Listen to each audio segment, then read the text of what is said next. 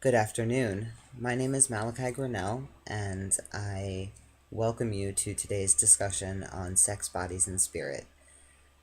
I'm very sorry that I'm not able to be here with you in person today, partially because I'm sad to miss a lot of the rich discussion and conversation that comes from these workshops, but also because we're actually talking about one of my favorite things to talk about.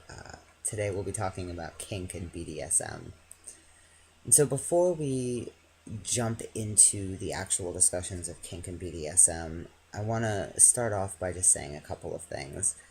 First, this is a gigantic topic. I think if we had a week long conference, it wouldn't be enough to even fully scratch the surface. And I know this because I've been to week long kink and BDSM conferences. Um, and so we're going to try to get through a lot of information very quickly. But certainly, Robin and I welcome your questions and we welcome your comments. And if you have any questions or comments for me, especially on anything that I say or present, please feel free to email me. We'll make sure that my email address is available to you. So, to dive right in, um, I think before we can even touch on kink and BDSM, I think we actually have to backtrack a little bit and we have to start by asking ourselves, what is sex? Because I feel like sex is an incredibly nuanced term that's very tricky to define. And we're given this idea in mainstream culture, in sex ed class, etc., that sex is a particular action, that it is penis and vagina intercourse. And as queer people and as LGBT people, a lot of us have done a whole lot of work to deconstruct sex away from that definition and away from that idea because we recognize that our sexual lives are just as rich and just as fulfilling, even if they don't include particular configurations of genitals or particular actions or activities. So we kind of have to push beyond the idea that sex is based on action. Um, and for example, and this is something I thought about a lot, that if you've got a couple that are engaging in what they would define as sex, where one person is penetrating the other person with their hands, or one person is performing oral sex on the other person, the person that's doing the giving or performing the actions may or may not be having their genitals stimulated in any way, but they're still receiving pleasure, they're still engaging in sexual action. And so I think we can sort of really understand that our genitals don't necessarily need to be touched in order for us to receive sexual pleasure. If we think of energetic exchange between people, or if energy is a way that we can frame or talk about these things, sexual energy between people is certainly as valid as a certain set of actions. So for me, I believe that sex is dependent, how I define sex is dependent on the intention of the parties involved. So it's not dependent on what you're doing. It's not dependent on somebody having an orgasm. It's not dependent on who's touching which body parts. For me, sex is about the intention that I go into with that interaction with that person.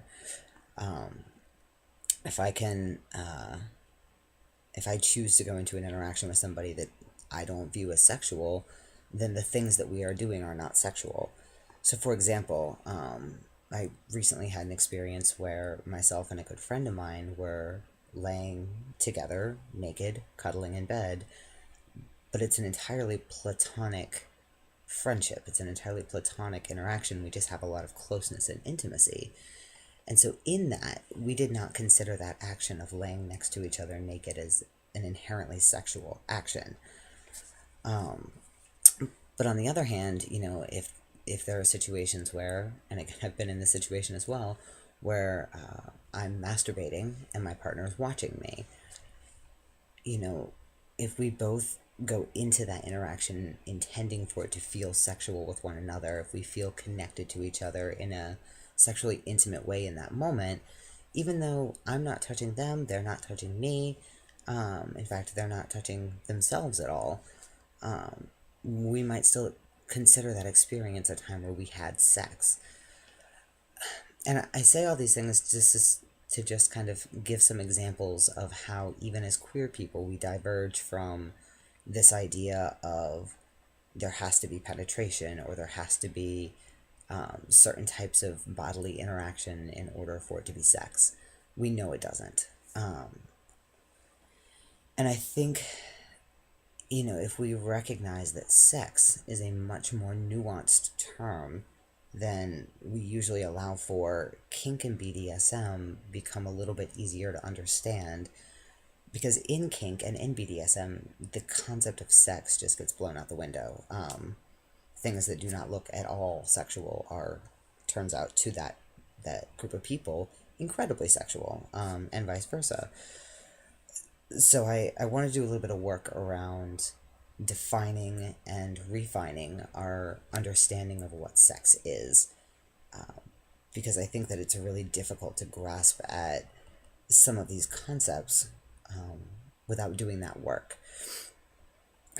So, in short, I guess we can just say that let's talk about sex as a subjective definition that each individual person defines for themselves. We don't have a blanket definition for what sex is because it is different for every person. And funny enough, same thing is true of kink. We don't actually have a good blanket definition of what kink is. Kink and BDSM are slightly difficult to define, and I will just give a quick note on language. For the purpose of this talk, I will probably use kink and BDSM pretty interchangeably. However, kind of very similar to the terms LGBT and queer, again, terms that are usually used interchangeably, but to the people in those communities that identify within them, they have their own definitions. They are distinct, different things. So the same is true of BDSM and kink. BDSM is an acronym. It stands for bondage and discipline, domination and submission, sadism and masochism. So it's kind of a unique acronym in that it, stands for 6 words with 4 letters. But a lot of those words describe an intention or a type of relationship, and it's a very specific, very, I don't want to say regimented, but much more well defined and well fleshed out concept. Kink is kind of a catch all umbrella term. Kink tends to describe actions or things you do, such as rope bondage or something like that, rather than describe the type of relationship you have, such as a dominant submissive relationship. It's a type of relationship structure. I'm going to try to stay off semantics as much as I can, but I think there are times where it's important that we are all working on the same page of definitions and the same page of language.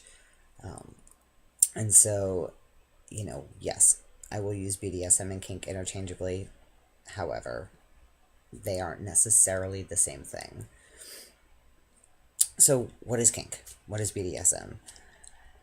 Kink, at its most basic level, is a way of exchanging and enhancing an energetic connection with someone. This can be done in a myriad of ways. There's no such thing as a one-size-fits-all for kink. I think probably the only universal one-size-fits-all rule is to have enthusiastic, informed consent about what you're doing and how you're choosing to enhance or create or exchange these connections with people. But I think it's important to understand that kink is a gigantic world. It is a gigantic community. It is a lifestyle. It incorporates a whole bunch of different things, and it's kind of impossible to cover them all.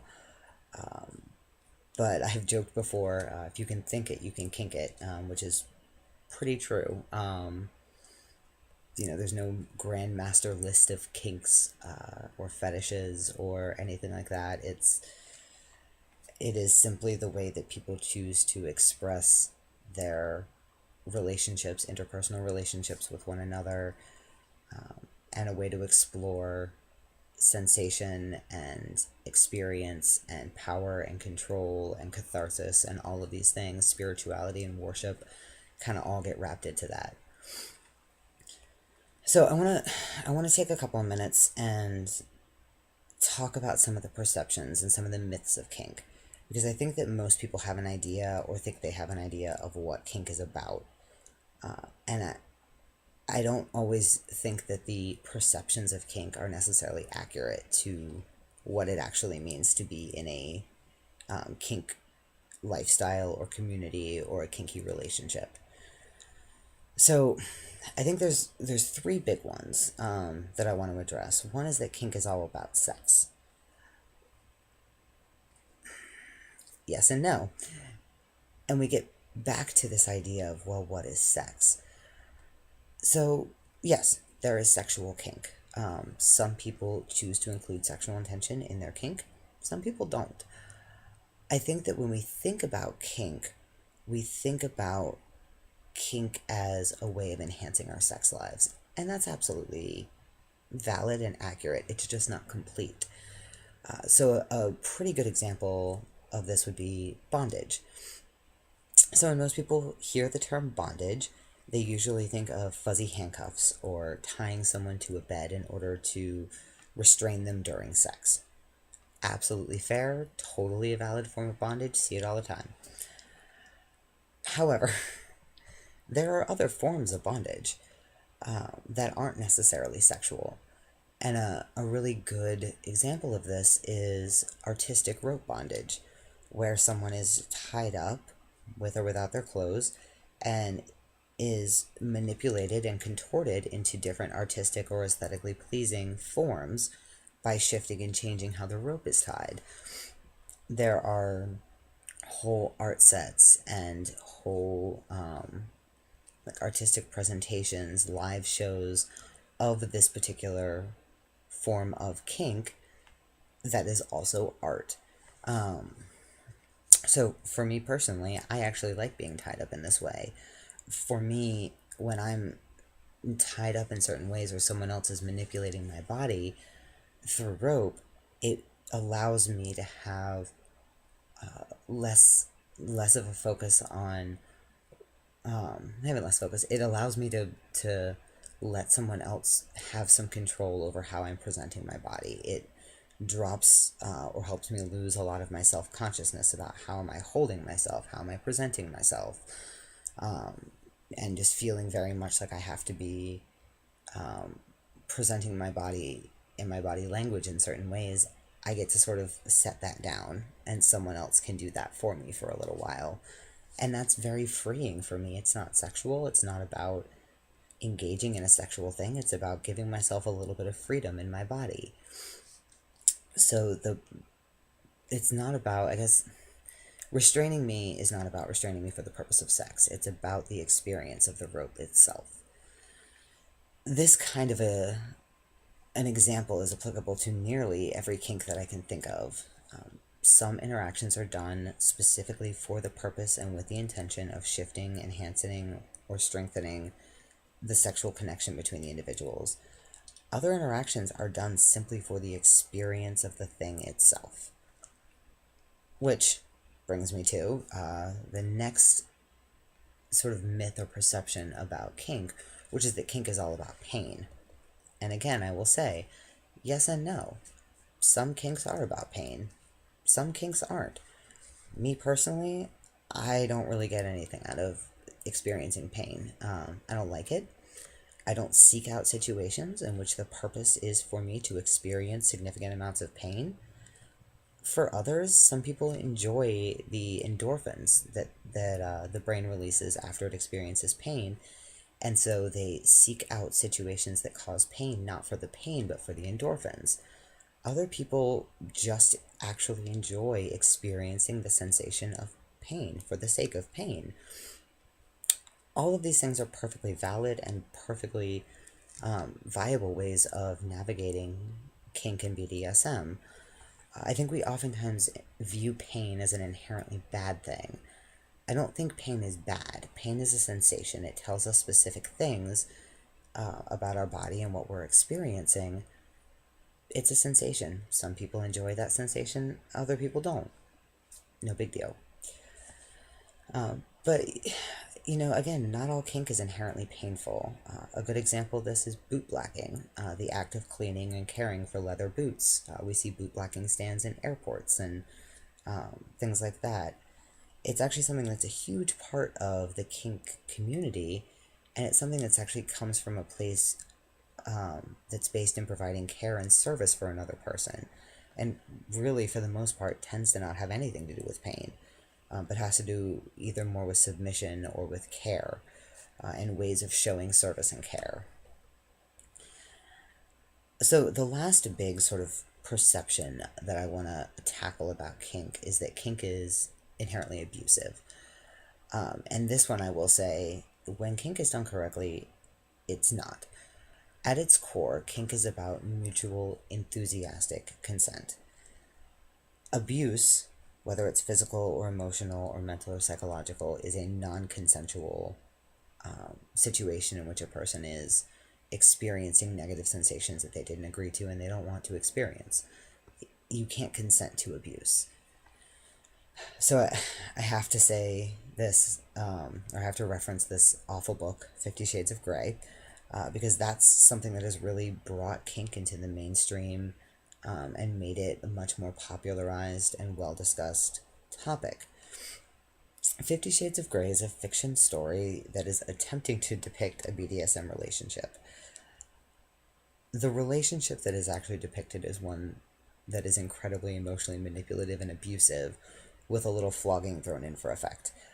And it can be tricky to distinguish between kink and abuse. And knowing the signs of abuse can be incredibly important. Understanding when someone is being isolated, understanding when someone is in a situation that they're afraid of or can't get out of. These are all very hallmark traditional signs of abuse. Having a bruise on your arm or a bruise on your leg, if you've consented to that, isn't defaulting to abuse. It's what is the intention, what is the consent, what is the interaction that's happening behind the scenes before those bruises are caused, that we really get into the difference between kink and abuse. But it's a tricky line to navigate, and again, we get back to this idea that it is not necessarily about specific actions.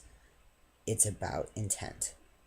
All of these things, sex, kink, and abuse, are defined and differentiated by the intent going into them. So, okay, what is kink? That's a great question, because there's not a great answer to it, and it's so subjective and so open to interpretation and definition from every person. Kink is anything that causes an energetic exchange. It can be based in sex, or not. It can be based in pain, or not. It can be based in controlling someone else consensually, or not. It can be about sensation, or not. It can be about really whatever makes you feel authentic in your body, whatever makes you feel creative and able and willing to explore different ways of the different types of, I'm going to say this, it helps you explore the different ways that your body can experience sensation and exchange with another human being, with another person. It is not in any capacity possible to list all of the kinks that exist. Really, your creativity is the limit. I've seen things done with glitter. I've seen things done with food. I've seen things done with vacuum cleaners. If you can think it, you can kink it. And I kind of firmly believe that everyone's a little bit kinky. Everybody's got some way that they want to express themselves or explore their sexuality or explore their connection with a partner, with a friend or whomever. and they really want to find ways to make those connections deeper and more intimate. Um, I would say there's a little bit of kink in there. Um, so, what is kink? That's a good question. Because kink, like sex, is whatever you want it to be. And with that, I am going to pass along the discussion to Robin. Thank you very much for letting me be present with you all in this fashion. I'm going to pass it on. Thanks.